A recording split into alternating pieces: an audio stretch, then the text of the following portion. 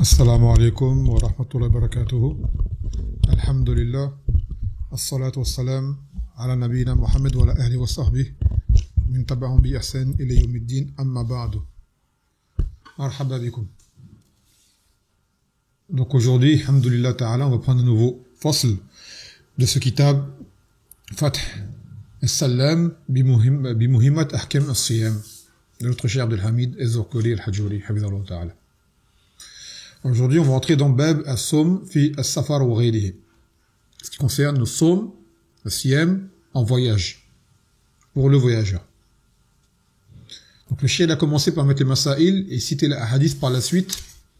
Mais nous, on va lire en premier les hadiths, thumma les masail qui se rapportent à ces hadiths. يقول أولا عن عائشة رضي الله عنها أن حمزة ابن عمرو الأسلمي رضي الله عنه قال للنبي صلى الله عليه وسلم أصوم في السفر وكان كثير الصيام فقال إن شئت صم فصم وإن شئت فأفطر متفق عليه. Donc selon Aïcha, elle dit que le sahabi qui s'appelle Hamza ibn Amr al-Aslami a dit au prophète Mohammed alayhi salatu wassalam, est-ce que je jeûne en voyage? Et c'était une personne qui jeûnait beaucoup, Hamza. Il lui a dit, si tu veux, jeûne, et si tu veux, tu peux rompre.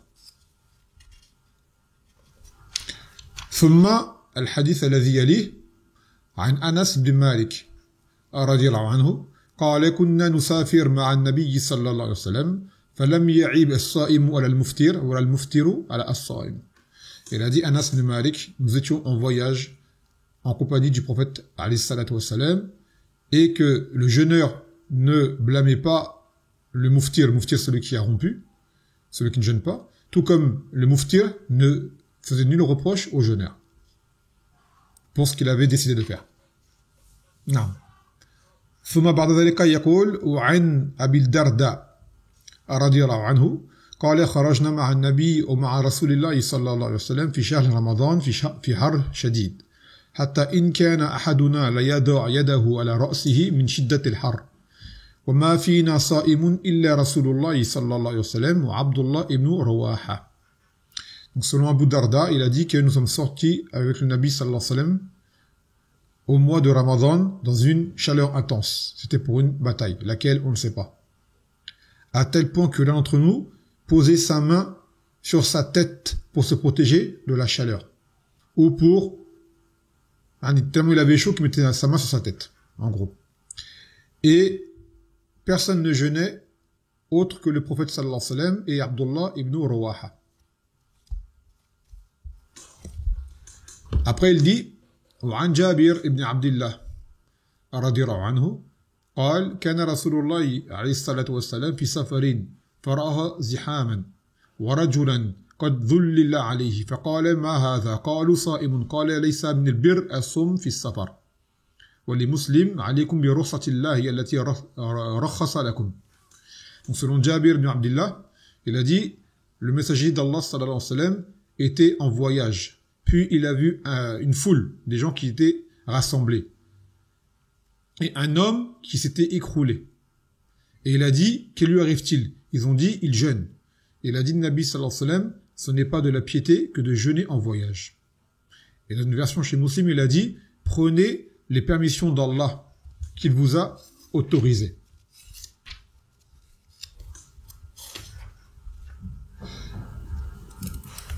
طيب ثم يقول وعن أنس بن مالك رضي الله عنه قال كنا مع النبي صلى الله عليه وسلم في سفر فمنا الصائم ومنا المفطر قال فنزلنا منزل في يوم حر واكثرنا ذلا صاحب الكساء ومنا من يتقي الشمس بيده قال فسقط الصوام وقام المفطرون فضربوا الأبنية وسقوا الركاب فقال رسول الله صلى الله عليه وسلم ذهب المفطرون اليوم بالأجر. Donc selon Anas bin Malik radhiyallahu anhu, il a dit nous étions en voyage avec le Nabi alayhi salatu wassalam et il y avait parmi nous des jeûneurs et des non-jeûneurs. Nous nous sommes rendus à un endroit dans un jour de chaleur intense, dans la chaleur. Et celui qui avait le plus, qui s'ombrageait le plus, c'était celui qui avait des vêtements. Et parmi nous, certains se protégeaient de la chaleur du soleil par sa main. Et les jeûneurs se sont écroulés. Et de là, les muftiroun, c'est-à-dire les non-jeûneurs, ont dressé des tentes ou des abris et ils ont abreuvé les montures et ainsi de suite. Et le Nabi sallallahu alayhi wa sallam, il a dit que les non-jeûneurs aujourd'hui ont pris la récompense. Donc là, on a fait le tour des hadiths relatifs à ce bab. Donc vous avez compris déjà, les hadiths, alhamdoulilah, ils sont clairs en eux-mêmes, mais, biznillah ta'ala, on va citer ce que le cheikh en a déduit comme masail, biznillah ta'ala. Donc, premièrement, masalat hukm as-sawm fi safar. Qu'en est-il du siyam en voyage? Donc, tous ces hadiths vous montrent que le sawm en voyage est une chose qui est permise, légiférée. Une chose qui est permise et légiférée.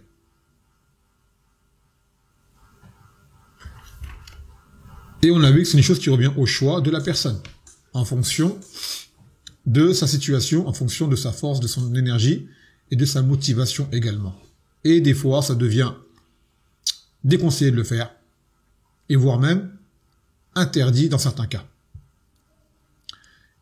يقول مسألة حكم من أنكر جواز الفطر للمسافر.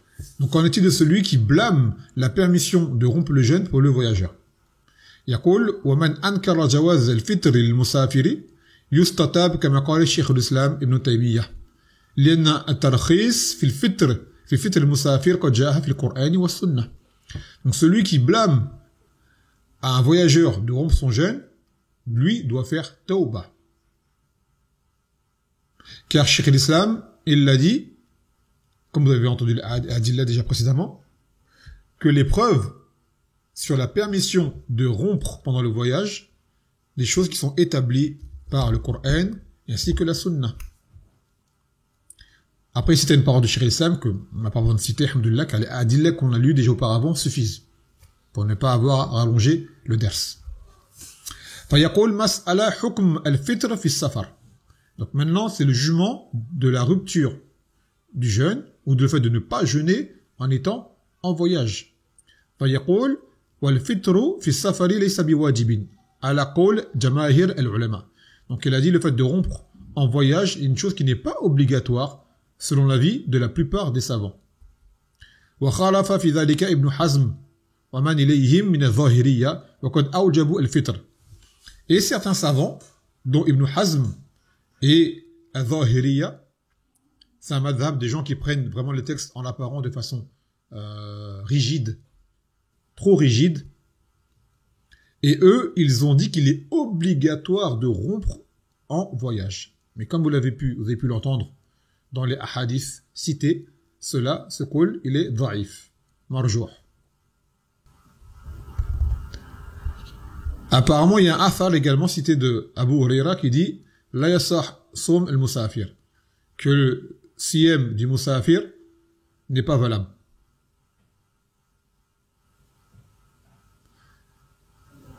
Et il cite différents adillah, ou plutôt on va dire athar, ou des hadiths soit qui sont faibles, ou alors peut-être que ça peut être des paroles de sahaba qui n'ont pas eu la preuve également.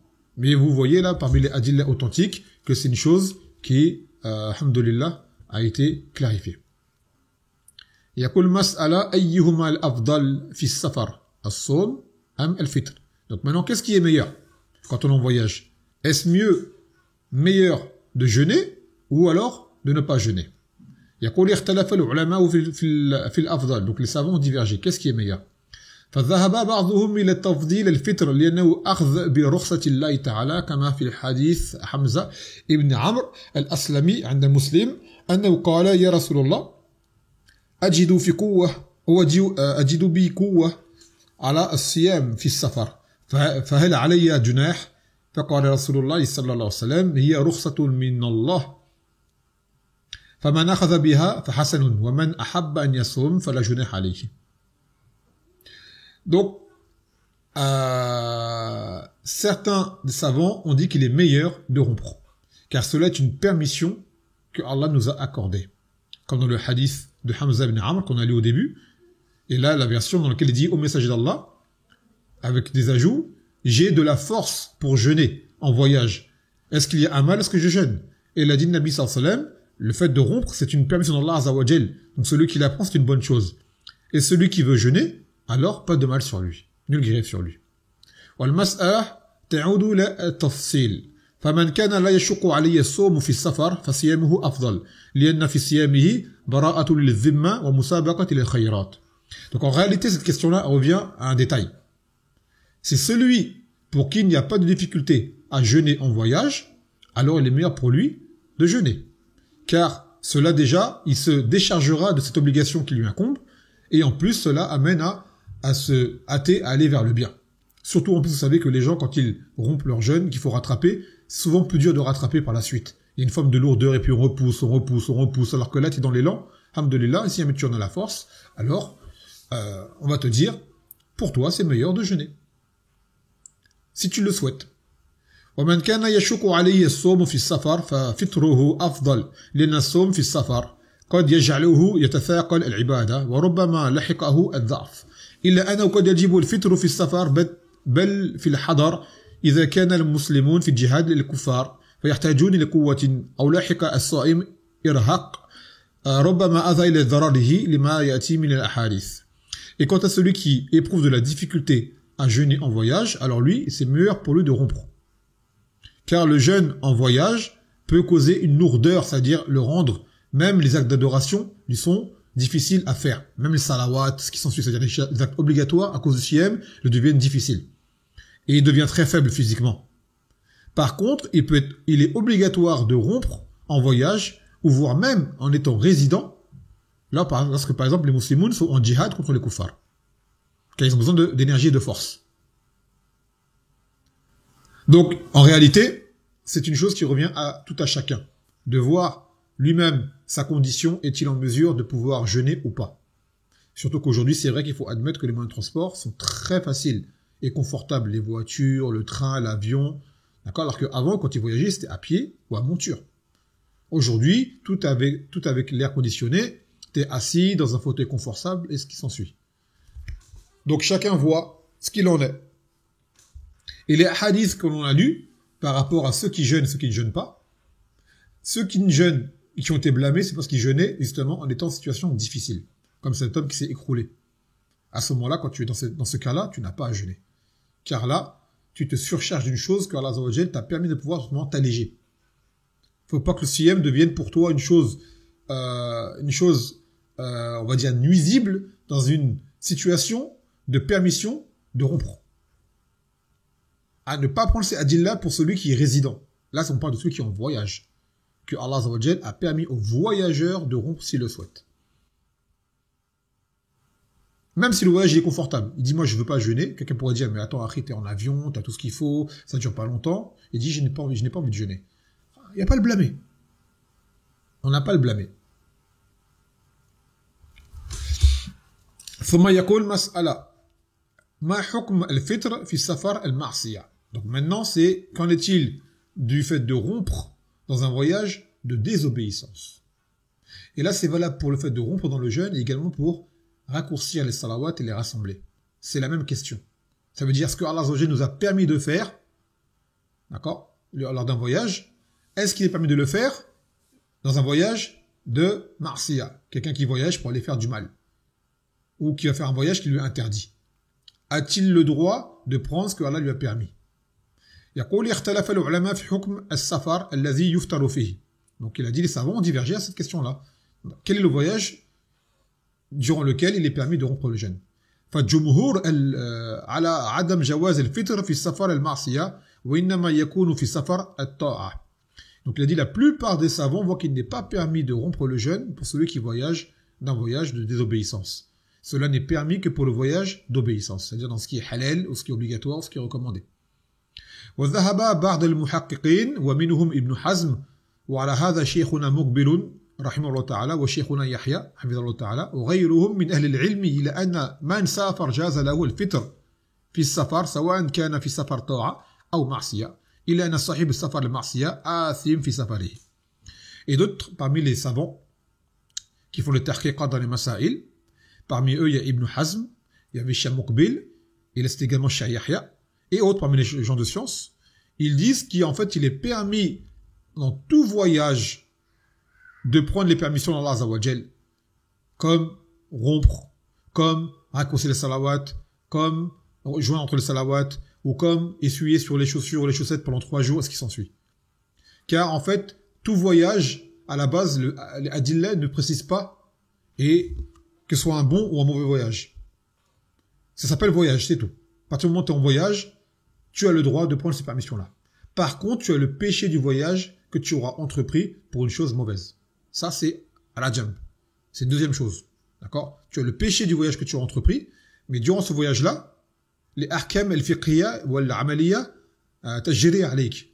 Toujours est-il que les règles de la religion qui sont liées aux actions, qui sont liées aux adorations, aux permissions, interdictions, ce qui s'ensuit, sont toujours valables sur toi. Non. طيب. يقول مسألة متى يفطر من أراد السفر. Donc maintenant la question c'est à quel moment celui qui veut voyager peut-il rompre? Certains ont dit que il peut le rompre depuis sa maison en fait. Et ils ont pris comme preuve un athar apporté par At-Tirmidhi selon Mohammed ibn Ka'b قال أنه أتيت أنس بن مالك في رمضان وهو يريد سفرا وقد رحلت له راحلته ولبس ثياب السفر فدعا بالطعام فأكل فقلت له سنة قال سنة ثم ركب. Donc il a dit, Tirmidhi il a rapporté un athar selon Mohammed ibn Ka'b, il a dit que je me suis rendu auprès de Anas ibn Malik durant Ramadan alors qu'il voulait voyager et que sa monture a été préparée. Il s'est revêtu des vêtements du voyage et il a demandé de la nourriture et il a mangé. Et je lui ai dit, est-ce une sunnah? Il a dit, oui, c'est une sunnah. Puis il a enfourché sa monture et après a entrepris son voyage. Et ce athar a été authentifié par Shah Muqbil. Et dans un autre athar, qui est également de Anas ibn Malik, apporté par Abu Hatim, lui, il a jugé ce athar défaillant, mais les termes du athar sont différents. Qu'en réalité, Mohammed ibn Ka'b, il a dit à Anas, est-ce une sunnah? Faqal, laysa bi sunnah, ce n'est pas une sunnah. Mais il a mangé quand même. Donc l'auteur, il dit, Cheikh Abdel Hamid, se basant sur ce jugement de défaillance du athar, alors il n'est pas permis à la personne de jeûner, si ce n'est qu'une fois qu'elle a entrepris son voyage. Elle a débuté dans son voyage. D'accord? Car il dit que la personne, mathalan, si depuis la nuit, elle dit, moi demain, je jeûne pas parce que je voyage. Il dit, c'est peu que quelque chose t'empêche de voyager. Donc à ce moment-là, comment tu fais? Donc en réalité, l'auteur, lui, voit que tu peux rompre le voyage, tu peux rompre le jeûne quand tu as débuté ton voyage. Maintenant, quand débute ton voyage? Là-bas, c'est qu'un voyage, les règles du voyage, elles débutent à partir du moment où tu as quitté la ville dont tu es résident. La ville dont tu es résident. Par exemple, tu es quelqu'un qui habite en banlieue parisienne, je sais pas moi, tu habites à Vitry. À partir du moment où tu as quitté les limites de Vitry, pour ton voyage, à partir de là, commence les règles du voyageur pour toi. Tant que tu es dans ta ville, encore, tu es considéré comme résident. Dès que tu as quitté ta ville, même tu as fait juste un quart d'heure de route et que tu es sorti de ta ville, de là, tu peux commencer les règles du voyageur. وهكذا. ثم يقول مسألة المسافر الذي يرجع إلى بيته مفطرا. Donc maintenant, c'est le voyageur qui est de retour de voyage. Il revient chez lui. يقول من كان مسافرا وهو صائم ثم رجع على بيته اختلف فيه أهل العلم فذهب بعض أهل العلم إلى أنه يمسك بقية اليوم. Donc ils disent, celui qui était en voyage et qui arrivait chez lui, de retour, et il était mouftir. Par exemple, il revient sur Vitry. D'accord? Il revient sur Vitry, il est parti de Vitry, il revient à Vitry. Une fois arrivé à Vitry, en milieu de journée par exemple, ou en fin de matinée, ou en début de matinée, en tout cas, il revient dans la journée de Ramadan. mais il était muftir, car il était en voyage. Ils disent, est-ce que lui, dès qu'il est arrivé, il doit cesser de manger, de boire, enfin, prendre le jugement du sa'im, ou a-t-il le droit de continuer à être muftir? Donc, il y a des ulama, ils disent, dès qu'il arrive, il reprend le jugement du résident, donc il cesse de boire, de manger, tout ce qui s'ensuit. يقول والصحيح أنه لا يمسك لأنه مفتر برخصة الله تعالى فله أن يأكل أو يشرب ثم يقضي بعد وهذا اختيار شيخ الإسلام. Et il a dit l'auteur, Cheikh Abdel Hamid, qu'en réalité, il n'a pas à se retenir. Il peut continuer de boire et de manger, car en réalité, il a rompu son jeûne avec la permission d'Allah Azza wa Jal, du fait qu'il était en voyage. Donc, il peut continuer à manger et à boire, cependant, il devra rattraper son jour, et tel est l'avis de Cheikh l'Islam sur la question. يقول الآن مسألة ذكر أو ذكر بعض الأعذار التي يجب فيها الفطر في رمضان. Donc maintenant, il va citer quelques excuses qui permettent, ou plutôt, excusez-moi, qui rendent obligatoire de rompre pendant Ramadan. En début du livre, on les a cités, mais on va les répéter ici. En premier, il y a les menstrues pour la femme. Une femme qui a ses menstrues doit obligatoirement arrêter de jeûner, et même la salat. Également, an-nifas, les lochis, c'est-à-dire les hémorragies qui ont lieu après une grossesse, après un accouchement.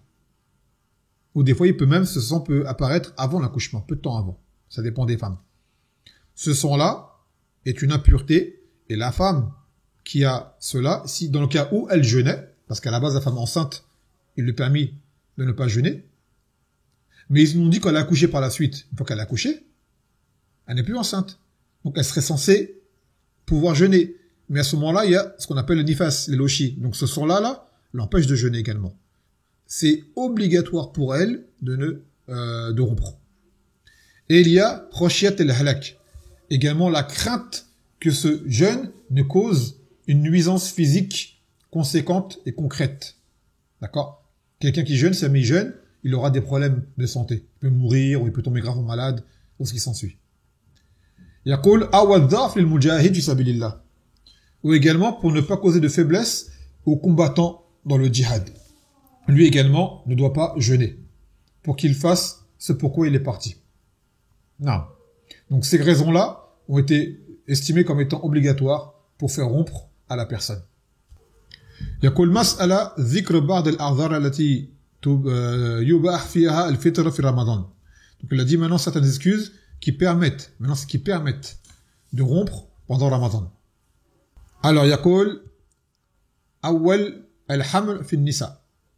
Donc en premier, c'est la grossesse pour les femmes. فإن النبي صلى الله عليه وسلم رخص للحبلى أن تفطر في رمضان وحكمها حكم المريض. Elle a dit que la femme qui est enceinte, le Nabi sallallahu alayhi wa sallam lui a permis de pouvoir rompre et elle prend le jugement du malade. Donc ça, c'est une permission. D'accord? C'est une permission pour elle. Maintenant, si elle sent la force ou quoi, et que les médecins, par exemple, disent qu'il n'y a pas de problème, qu'elle puisse jeûner, qu'il n'y a pas de problème sur le fœtus, elle a le droit de jeûner, si elle sent la force. Mais si elle préfère ne pas jeûner, cela lui est permis pour sa situation difficile, la condition physique qu'elle va subir. Athani al-murdi'. Deuxième, c'est la femme qui allait. Comme في حديث أنس بن مالك قال النبي صلى الله عليه وسلم إن الله تعالى وضع على المسافر الصوم والشطر الصلاة وعن الحامل أو المرضع الصوم أو الصيام. Que Allah Azza wa Jal a exempté le voyageur a exempté le voyageur de jeûner et également lui a permis de pouvoir rassembler les salawat et raccourcir les salawat. Également, le psaume a été exempté de la femme enceinte et de celle qui allait. Donc cela est permis à la femme qui allait également de rompre son jeûne pour sa santé à elle et également celle de l'enfant qui puisse trouver son lait. Car on sait qu'à l'été, ça prend de l'énergie que la femme a besoin de manger pour cela. Donc ça lui est permis. الثالث المريض مرضا غير مهلك لقول الله تعالى فمن كان منكم مريضا أو على سفر فعدة من أيام أخر. Donc après c'est celui qui atteint d'une maladie mais qui n'est pas d'une maladie qui lui soit mortelle ou qui lui soit vraiment nuisible. Parce qu'on expliquait, celui qui a cette maladie-là, lui, obligatoirement, il doit rompre. Celui qui a une maladie, je sais pas, quand par exemple ceux qui sont diabétiques à un haut niveau, ou ainsi de suite, ou ceux qui prennent, je sais pas, des médicaments qui leur sont obligatoires au cours de la journée, ceux-là, il aurait obligatoire de rompre. Là, on parle d'une maladie qui, elle, en soi, le jeûne ne va pas la compliquer. Quoi qu'il en soit, la personne elle sera affaiblie, c'est sûr. Mais on dit d'une maladie, par exemple, je sais pas, quelqu'un il a on va l'expliquer, Inch'Allah, il a dit. Et le verset, c'est, dans le sens où il a dit, et celui d'entre vous qui est malade ou qui est en voyage, alors doit rattraper les jours qu'il aura rompus. Donc, Allah Azza wa Jal a dit, فَمَنْ كَانَ مِنْكُمْ مَرِيضًا, qui est malade. فيقول, c'est là la mas'ala, هل كل مرض يجوز فيه الفطر أم مع المشقة? Est-ce que la maladie qui permet de rompre, c'est toute maladie, ou juste celle qui est vraiment, qui est affaiblie? يقول الجمهور على أنه المرض الذي يثقل معه الصيام. Il dit c'est la maladie qui cause une lourdeur avec le siyam. C'est-à-dire celui qui est malade, c'est mais jeune, ça va encore plus se fatiguer. Sans le tuer, sans lui nuire, mais ça va encore plus se fatiguer. وذهب البخاري وغيره من أهل العلم إلى أن من أطلق عليه مرض أو ما أطلق عليه مرض جاز فيه الفطر وهذا وقول الصحيح.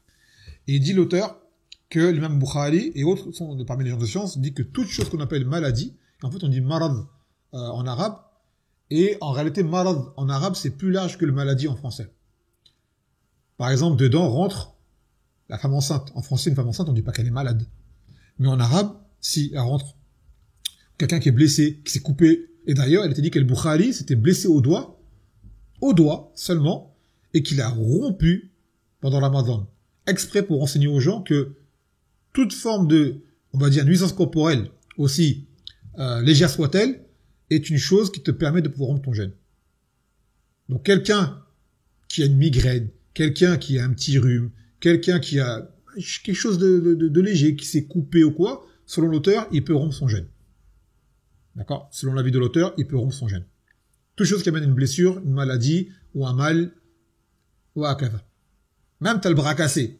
Ça n'empêche pas de jeûner. Et ben, tu rentres dans le hukm du marid. D'accord? Tu rentres dans le jugement de la personne qui est malade. Shar'an. Mas'ala. هل المشقة التي توجد في بعض الأعمال تبيح الفطر لأصحابها. Donc, mais dit maintenant, est-ce que les difficultés que certains rencontrent dans leur travail leur permet de rompre au travail.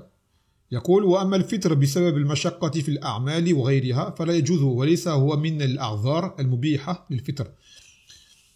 Il a dit le fait de rompre le jeûne pour ce que la personne pourrait avoir comme difficulté dans son travail et autres ne sont pas des choses qui permettent de rompre le jeûne. مثاله لو اشتد الحر أو كان في عمل فلا يجوز له الفطر لأنه ليس من الأعذار. Par exemple, s'il fait très chaud. Dans un pays, il fait très chaud, la forte chaleur. Ou alors qu'il est au travail. La personne est au travail, elle fait un travail. Par exemple, un travail des ménageurs et dans les chantiers, travail physique. Ou autre travail qui demande de concentration, mais le jeûne empêche de pouvoir pas faire son travail ou quoi. Cela n'est pas une excuse pour rompre. Car en réalité, le travail est une chose qui est de base permise. Alors que le siyam de Ramadan est une obligation, c'est un pilier de l'islam. Donc on ne fait pas passer une chose que Allah t'a permis de faire, qui est le travail, sur une chose que Allah t'a imposé de faire, qui est de jeûner pendant Ramadan. Les gens, beaucoup ont perdu le sens des priorités. Pour certains, le travail c'est devenu comme, voire même le premier pilier de l'islam. Si tu travailles pas, t'es un mouchirik pour eux. Et le travail, c'est tout. On dit le travail, c'est un moyen qu'Allah a mis à disposition de l'homme pour pouvoir avoir son risque. Certes. Quoi qu'il en soit, ce n'est pas une chose si quelqu'un ne travaille pas en soi, il a commis un péché. D'accord? C'est pas une chose s'il ne travaille pas, il a commis un péché. Par contre, ceux qui ne jeûnent pas, sans excuse, lui aura commis un péché et parmi les grands péchés dont on a cité le châtiment au début. Au Kazalik, vous avez les gens qui sont, mathalan, à l'école, qui disent j'ai des examens ou je ne sais quoi. Ça Kazalik, ce n'est pas une excuse pour délaisser le siyam. Et ni même la salat, pour ceux qui sont à l'école, d'accord, et qui sont amenés à rassembler leur salawat parce qu'ils ont peur de leur professeur ou je ne sais quoi, à ce moment-là, ce n'est pas permis. يقول الله عز وجل يا أيها الذين آمنوا لا تلهكم أموالكم ولا أولادكم عن ذكر الله ومن يفعل ذلك فأولئك هم الخاسرون. Ô vous qui avez cru, que ni vos enfants ou vos biens ne vous distraient pas du rappel d'Allah Azza wa Jal. Et ceux qui font cela, ce sont eux les perdants. وقال تعالى رجال لا تلهيهم تجارة ولا بيع عن ذكر الله وإقام الصلاة وإيتاء الزكاة ويخافون يوما تتقلب فيه القلوب والأبصار. Que sont des hommes qui ne sont pas distraits par le commerce ou par la vente du rappel d'Allah Azza wa Jal et d'accomplir la salat et de donner la zakat. Et ils craignent un jour dans lequel les cœurs ainsi que les yeux se retourneront. Le jour des comptes. Donc toutes ces choses-là qui sont secondaires ou tertiaires, ce que vous voulez, ne passent pas devant la religion. Ni l'école, ni le travail, ni la famille, ni les enfants, ni rien du tout. Quand il y a un ordre qui vient, il se doit aux musulmans d'agir. وقالوا سمعنا وأطعنا غفرانك ربنا وإليك المصير. Et surtout ceux qui sont à l'école. Et encore plus dans les écoles des koufars qui de base ne leur ont pas permis d'y être. Salat ou pas salat. Alors que dire en plus, tu es dans une école qui est muharram, tu apprends des choses qui sont muharram, dans des conditions muharrama, et en plus tu délaisses ce que Allah t'a imposé de faire. En un temps précis, de façon précise. Pour quelle excuse? L'école. Peur du professeur. Même tes parents n'ont pas le droit de te l'imposer. Même ton père et ta mère, à ce moment-là, tu ne dois pas leur obéir quand c'est l'heure de la salat. Des gens vont dire comment on fait. C'est toujours la question comment on fait. Eh bien, comment on fait? La réponse, vous la connaissez, on l'a répété des milliers de fois. La réponse, vous la connaissez. Et sachez qu'un jour, les gens seront devant Allah Azza wa Jal. Ils vont dire, c'est quoi ton excuse pour faire la salat? J'avais cours de maths, j'avais cours de français, j'avais EPS, masha'Allah. La réponse, ça sera forte devant Allah Azza wa Jal. Ou mon père n'a pas voulu. Mais qui c'est qui t'a créé? C'est ton père ou c'est Allah Azza wa Jal qui t'a créé? Et qui est-ce qui a créé ton père? Qui a créé ta mère? Qui a créé ton directeur? Qui a créé ton patron? Qui a créé cet argent que tu veux gagner à la fin du mois par ton travail? Qui l'a créé? Qui? Quand la réponse on l'a, on sait comment on doit agir au maximum. Mais tout le reste, y a des gens qui disent ouais mais on fait comment pour manger? Genre d'après toi si tu jeûnes pas pendant la Ramadan, tu vas mourir de faim à la fin du mois si jamais tu travailles pas. Ça c'est que du kalam les bat il farir. On fait comment pour manger? T'inquiète pas là c'est le razak. Tu mourras pas de faim en obéissant à Allah Azza wa Jal. Tu seras peut-être éprouvé, tu mangeras peut-être pas les choses que toi tu aimes manger. Peut-être que des fois tu auras faim, mais tu ne mourras pas. Et des gens qui étaient meilleurs que toi ont connu la faim. Le Nabi sallallahu alayhi wa sallam a connu la faim. Les Sahaba ont connu la faim. Ils en sont morts? Non, ils ont été élevés en degré pour cela. Et Allah, il t'a promis que la faim, tu vas la connaître dans ta vie, de toute façon. Donc toutes ces choses-là sont futiles. Ça, c'est taqdim al-dunya ala al-akhirah. Wa taqdim al-mal ala al-ibadah. Et ça, c'est parmi les pires des choses qui touchent cette umma en cette époque, malheureusement. Donc toutes ces choses-là ne sont pas des excuses pour délaisser le siyam.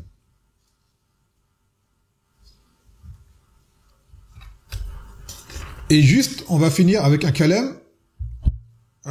L'auteur est dit, par rapport au fait de prendre les permissions d'Allah ou le délaisser. يقول أن الإنسان عليه أن يطيع الله عز وجل بالعزيمة كما يطيعه بالرخصة وكما أن الله عز وجل يطاع بالفعل يطاع بالترك فأنت طائع لله عز وجل ما دمت متمثلا لأمر الله سبحانه وتعالى ومجتنبا لنهيه. Il a dit que la personne doit obéir à Allah dans la azima. La azima, c'est le fait de faire les choses avec détermination. Tout comme il obéit à Allah Azza wa Jal en prenant ce que Allah lui a permis de délaisser. Donc en fait, à Allah Azza wa Jal, on l'obéit en agissant, tout comme on l'obéit en délaissant. Il y a des choses, si on les fait, c'est une adoration, c'est une obéissance. Et des choses, si on ne les fait pas, également, c'est une obéissance. Celui qui prend, par exemple, la permission de ne pas jeûner, ben, il est récompensé d'avoir pris la permission. C'est également un acte d'obéissance. Et pas j'ai rien fait, j'ai rien comme âge. Si, parce que qui est-ce qui t'a permis de ne pas jeûner? C'est Allah Azza wa Jal. Et Allah, il aime qu'on prenne ses permissions. Donc si jamais tu fais cela avec une niya de plaire à Allah Azza wa Jal, alors tu seras récompensé. Il n'y a pas de perte. Wa kada. Donc maintenant, tant que la personne obéit à Allah, L'obéissance, c'est de faire, et l'obéissance, c'est également de ne pas faire. Ça va dans les deux sens. Donc, pour répéter par rapport au hadith qui cite le blâme de ceux qui ont jeûné, que le Nabi sallam a blâmé, c'est des gens qui jeûnaient en situation difficile, qui leur a causé du tort. À ce moment-là, ce n'était pas bon. D'accord? Donc, ne pas prendre ces hadiths-là pour dire que jeûner en voyage, rompre en voyage est obligatoire. Ah non. Car les autres hadiths, vous avez bien vu que les Sahaba disaient parmi nous ceux qui jeûnaient, ceux qui ne jeûnaient pas, et personne ne blâmait l'autre. On ne blâme le non-jeûneur que s'il met le jeûneur afouane que s'il jeûne en situation difficile et insurmontable pour lui. Et là, à ce moment-là, la personne, on la blâme. On lui dit, là, tu ne supportes pas, ce jeûne te nuit. Dans une situation où Allah t'a permis de rompre. Parce que là, ils vont dire, ouais, au travail, ça me nuit. On arrête de travailler, on va dire. Arrête de travailler. Mais là, on parle de quelqu'un qui est en voyage. Et d'ailleurs, c'est une nasiha qu'on fait aux gens qui disent, mon travail, il est dur. On dit, prends un congé. Oublie ton congé d'été, là, pour partir en vacances, faire du jet ski ou je ne sais où. Et prends ton congé pendant Ramadan. Comme ça, tu pourras jeûner, adorer Allah Azza wa Jal, tu auras du temps pour le Coran, faire tarawih, alhamdulillah. Là, justement, tu auras délaissé une chose pour Allah. Donc Allah te la rendra par meilleur. Plutôt que prendre tes congés pour aller perdre ton temps et faire du loisir, même dans ce qui est permis, prends ton temps pour obéir à Allah Azza wa Jal. Et c'est ça, al-istislam lillah Azza wa Jal. Naam. طيب فنكتفي بهذا القدر فسبحانك وبحمدك لا اله الا انت استغفرك واتوب اليك